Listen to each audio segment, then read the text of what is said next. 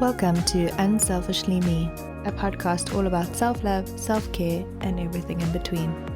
I'm Jane, a personal trainer with a focus on self-love. Each week, we'll be chatting to someone about their self-love journey, how long it took, and what it took to get there. Today, I am doing my 0 to 3 month baby update. It's been a long time coming. I was meant to do it a while ago, but I have a baby, so. So in this episode, I'm going to talk about having a baby from 0 to 3 months, and I'm also going to do what was in my hospital bag, what I packed, what I didn't, because people ask me that quite a lot. So welcome to the baby update episode. So this is from 0 to 3 months, and I'm just going to go through it month by month for each topic. So hopefully you have listened to the birth podcast, and then you know all about that in the first week. So you can go have a listen to that if you haven't. Basically, I've had a C-section, and I'm just going to take you from that first week onwards. So recovery is not easy, but it's not as bad as I thought it would be. And yeah, the first week at home with a baby is so hectic. You literally paranoid. You don't know what you're doing. They can prepare you as much as they want from books, but you literally don't know until you actually do it. Even the first day we had her home was a Friday, and I even said to my mom when she was here, I was like, I don't even know if I remember how to change a nappy. It's so long ago. So she did the first nappy because I was like paranoid that I didn't know how to do it. I was like so scared that I didn't know how to do everything. But I think that's the problem, is that we almost scared of the fear itself and not of the actual task, because it's like anything in life, you're going to learn as you go. You don't know how to speak a language and you learn as you go. You don't know how to do things and you learn as you go. So I don't know why we put so much pressure on ourselves to think we're going to be perfect at this and know what to do. So the first night is terrifying. You don't sleep. Obviously, you're waking up every 2 hours to feed them, but you're so paranoid that they're going to stop breathing, and you have this new little creature next to you. I had her in her room. A lot of people have them in their own room and then a monitor, but I just was too paranoid. And our bedroom is quite far away from her room. Like it's a whole passage. It's like almost in a U shape away. So I slept in there. We did buy one of those little pod bed things for them, like a sleeping pod. We just got a cheap brand, not an expensive brand, and it's been amazing. It's worked just as well. So I had her in the bed next to me in her little pod, and that's how we have been for the last 3 months, and it's worked really well. I get to sleep knowing that she's next to me and I can hear her breathing. If I'm paranoid, I can put my hand there and just feel that she's breathing. I know that people are laughing because they probably did the same thing. And yeah, she sleeps well because she knows I'm next to her, and it's amazing. She does have a cot, but I just don't want to put her in there yet. So once you get through the first night, you feel like a superhero. You're tired and you don't have the nurses. That's the thing. When you're in the hospital, those nurses are incredible. I had such an amazing team there that were just so incredible. I was scared to leave them. I was like, oh my gosh, how am I going to do this all by myself? So once you leave and you get home, and once you settle into your own space, it really does help to just take a deep breath, center yourself, and then get on with it. Luckily, I came out on a Friday, so I had the weekend of family visiting and friends, and it really helped with the transition and just having other hands on around you. But yeah, being home is also nice because you're in your own space and you can find your groove and what works for you and what doesn't. Like her bath, we had moved a little plastic bath into the kitchen and we bathed her there because it was also winter. She was a winter baby. So you have the little fan going and everything. It was so stressful. But now we do that in the bathroom, in the same bath, but in the bathroom. So breastfeeding. I hadn't planned on breastfeeding. Well, I didn't know what I was going to do. I was like going with the flow. If it happens, it happens. If it doesn't, it doesn't. I wasn't putting pressure on myself. I think because if you have a set birth plan, it doesn't go according to plan. So I didn't want to have a feeding plan or anything. I was just going with the flow. I had bought the haka. It's like a suction pump that you put on the other side when you are feeding so that it catches anything that would have gone into a breast pad. So I got that, and I did have, I'm lying. I didn't have a pump yet. I was just going to see how it went. So yeah, I had thought that breastfeeding seemed like the most unnatural, natural thing. So I wasn't really sure about it, but I said I'll just do it the first week and see, and then go from there. I had met with Claire from Grow Lactation in the hospital, and she was amazing. So if you are heading in that direction, I would definitely say have a consult before, or even in the hospital, even after, with someone, because it really helps. I mean, we don't know about this stuff, so it really helps to have someone this first few days just to help you check everything out and see what's meant to be happening. So yeah, let's talk about breastfeeding. The first 6 weeks are the hardest, and luckily I knew that and I could push through because she had told me that, and she said from 7 weeks it gets easier. So I did push through. It is painful. It's not lovely, but I pushed through, and I'm glad that I did. I still am. And yeah, she has one formula bottle a day, which I give her after her bath, because she was 2.9 at birth and she took about 6 weeks to get back to that. So we had to top her up a bit. So I give that to her after her bath, and I found that she sleeps really well at night. So she's keep breastfed most of the time, and then she has that bottle after bed of formula. I use Pepticate because her stomach wasn't right on the Nan, and now she's much better with that. I do find that the Haka worked a lot better in the beginning. I don't know if it's because I wasn't pumping the first month a lot to establish a supply, which I didn't know that the first 2 weeks or so is when it establishes your supply. Otherwise, I would have been pumping like day and night. But it doesn't catch as much now, that I find that it's actually easier for me now to just pump and I get more out than having to have that on at the same time and worry that she's going to kick it off me. But it really did help the first 2 months. It really did help with catching. So I recommend that on the other side if you are feeding. Then pumps that I love now, I have a Clicks manual, which Claire had given me a tip about, that it actually works quite fast, is if you are holding it on, don't stand there and pump with your hand. When you get a milk jet, I'm sure the guys listening are just like, oh my gosh, but you can tell your person in your life. When you get a milk jet, just hold the handle down and it just pulls. So you just keep holding it while it's pulling, and then let go, and then there's a chunk of milk that just goes down into the bottle. So it's amazing. So that's what I do. And sometimes I get like 50 mils in 10 minutes.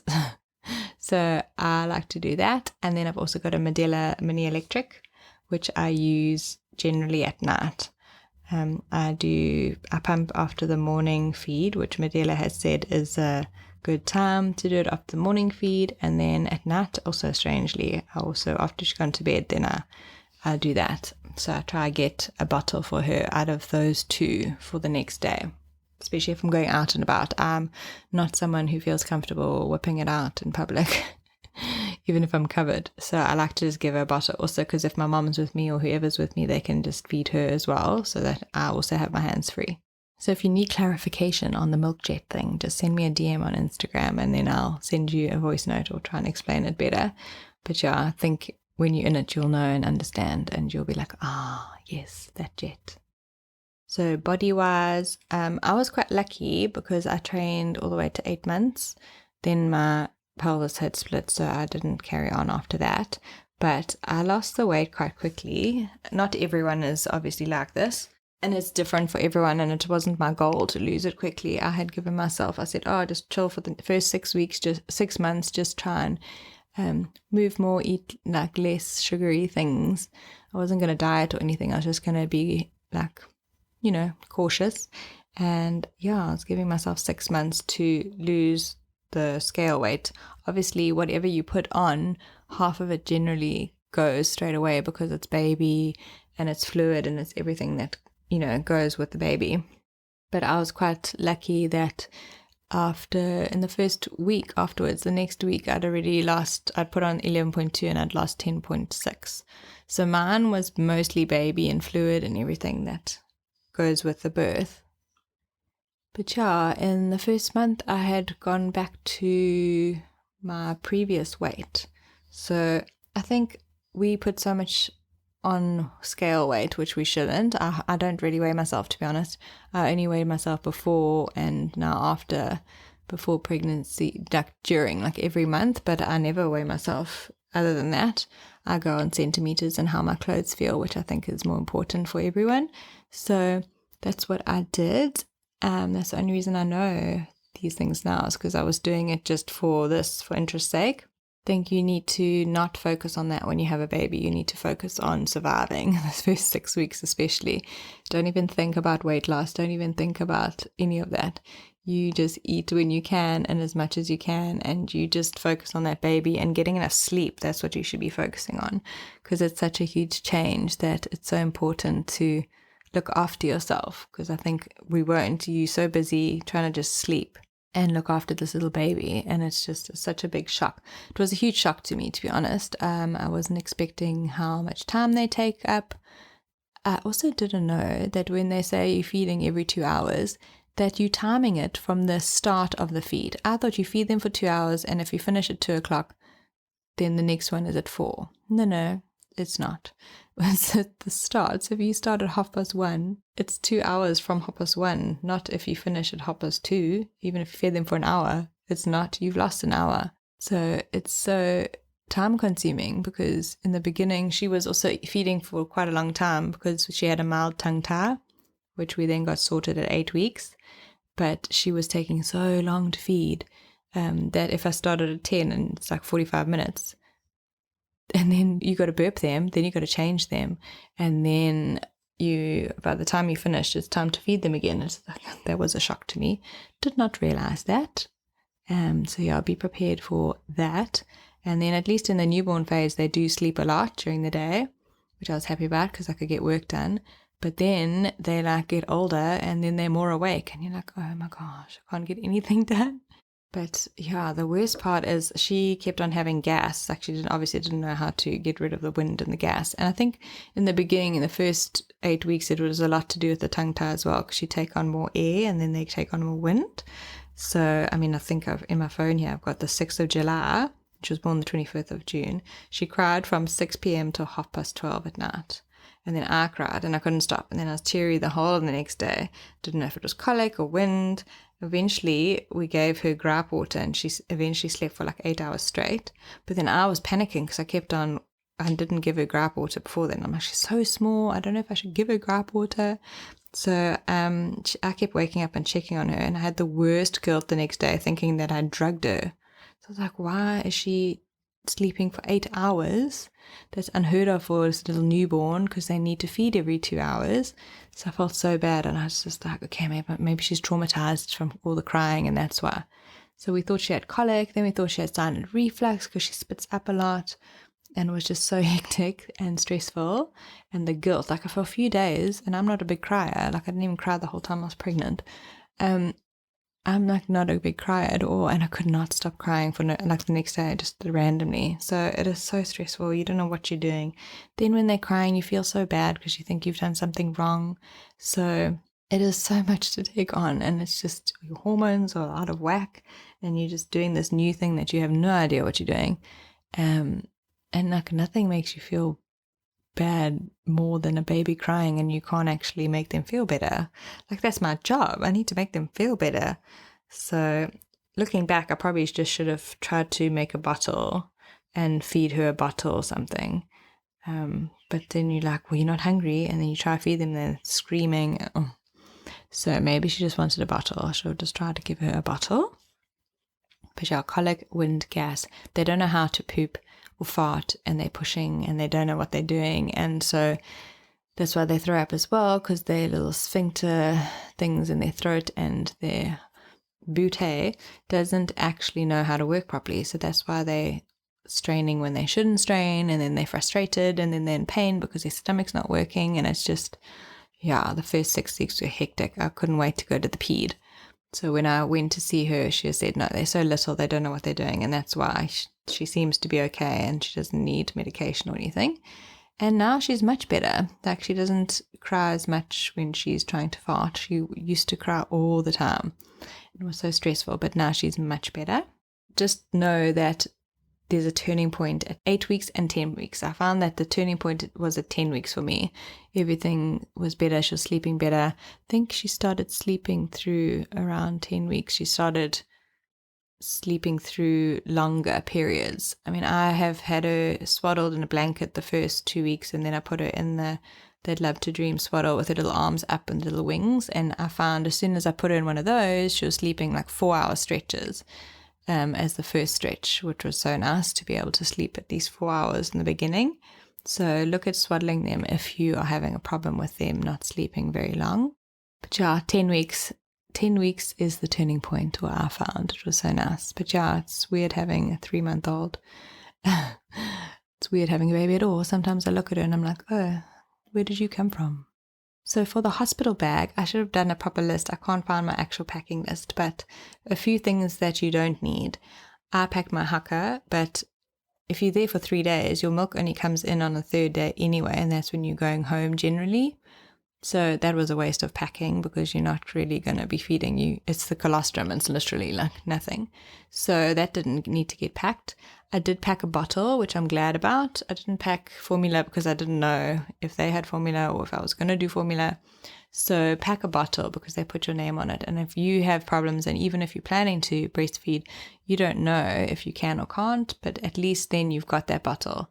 So the first night they gave her 20 mils because they were worried that her blood sugar was going to drop. So I'm glad I did take that.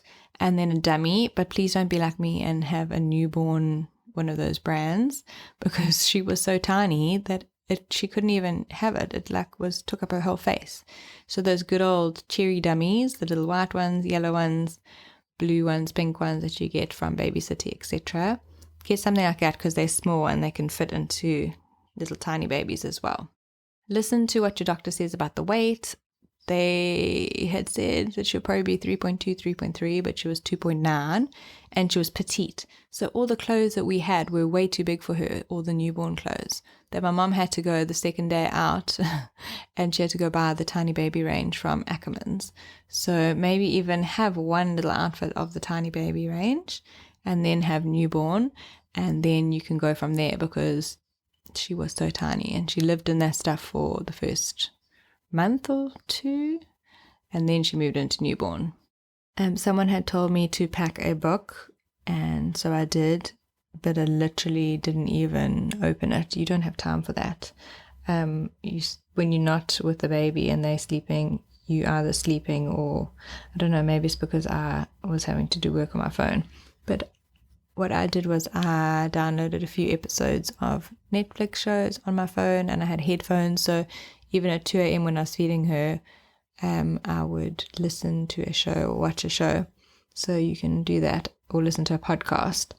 I don't know about a book. Maybe other people had more time to do things like that, but I didn't do that. Definitely pack a phone charger, an extra long one if you can. I'm lucky I have 2 meter and 3 meter ones, so that's like the perfect length. And a power bank as well, in case you can't reach to the power supply.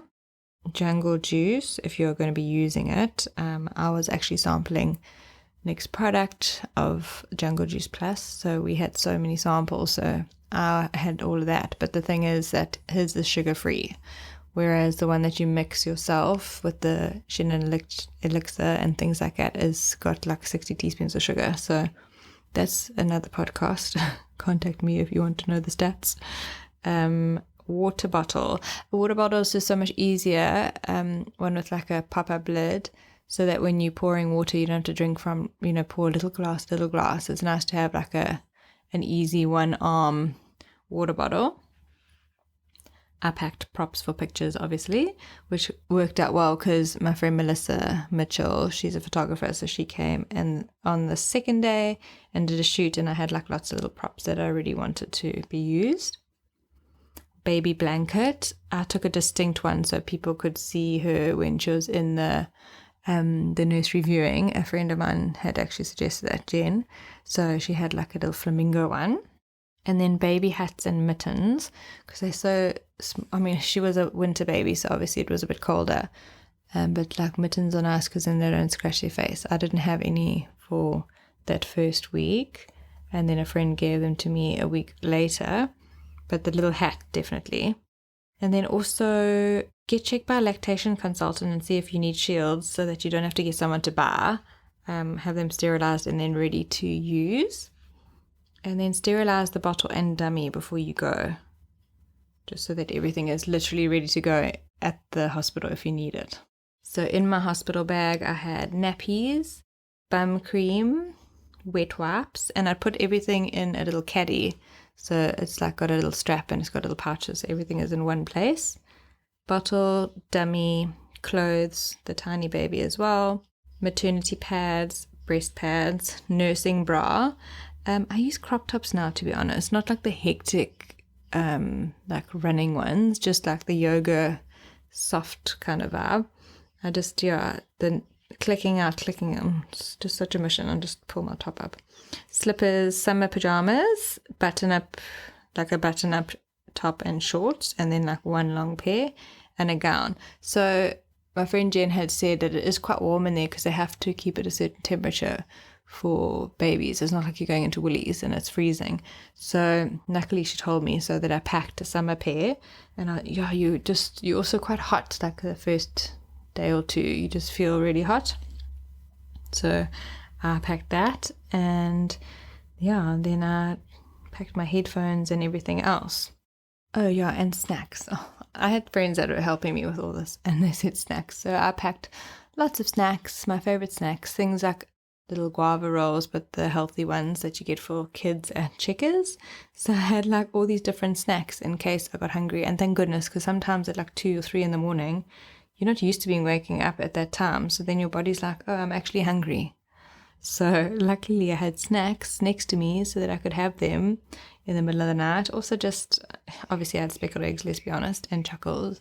Had them next to me. It's just nice because it makes you feel comforted, and I know you shouldn't reward yourself with food, but I did, because my body had gone through a lot and it just was comforting for me. So I enjoyed it. Something else that I've found is very helpful just going out and about is keeping things like Panado syrup in the bag. So obviously I have gripe water, and another good one is Bonisan, the Himalaya one, and then Colicalm is a natural one. So I keep that all in my bag, and it really helped having it for other people as well, because we were in the Berg and a little girl knocked her tooth out, and I was like, do you want some Panado syrup for her? And the mom was so grateful. So keep that kind of stuff in your bag at all times. And also extra dummies and extra dummy clip, I found really does help. I actually stayed at home quite a lot for the first 6 weeks with her, just because you haven't had your vaccinations yet and flu was going around, and I just did not want her to get any of that. We went out a little bit, but not like a lot. I mostly stayed at home and just felt like a lot safer just doing that. And then slowly but surely, after she had her 6-week vax, then we went out a little bit more, one outing at a time. And now I take her out like once or twice a week, maybe more. It depends on the week and how much time I have. But you get into your groove a little bit slower because of the vaccinations. Well, I do at least.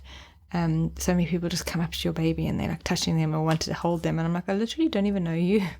Or they want to touch their hands. So I actually used to put her mittens on when we went out all the time, even though she didn't need them. It wasn't because she needed to stop scratching herself or anything. It was actually because I just wanted people to not touch her hands, because A, they have germs, B, they're babies, they put their hands in the mouth all the time. Even now she puts her hands in more, and I wish I could still put them on, but she's a little bit past that now. And I cover her a lot when we're out and about, because I'm just like, people coughing in elevators and lifts, and I'm just like, please don't. And they can see that your baby is right there, but they'll just cough with no hand. So yeah, so that's what I do to protect her. I just cover her as well, even if she's not sleeping in the pram, I just cover it.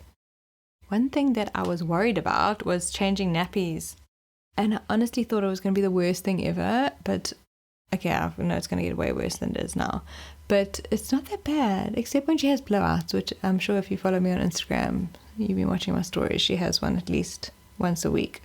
And some of them are so horrific, I just can't. I who knew that something so small could produce so much poop up the back? I've had it up the back, up the stomach, every little crevice you could find. It was just, sometimes I just want to throw the outfit away, but you have to just soak it and get on with it, because it'll always be in something that I actually like. The other day usually it's like a 4 or 5 wet wipe situation. It was about 10. It was horrific. I can't. Wet wipes that I use are Pure Beginnings. They're organic. I'm not trying to be that organic earth mother, but they're also biodegradable, so they're really great for the environment.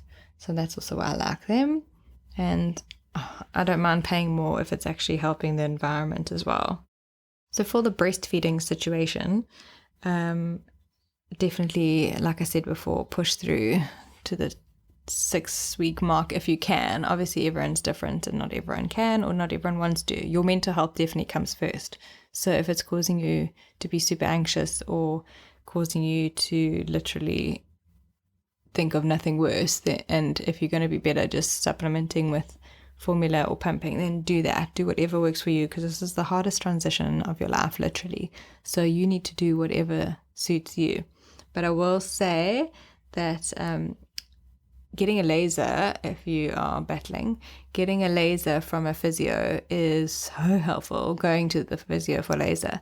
Luckily, my friend Lulu Physio is in Durban, and she has lasers that she lends out to patients.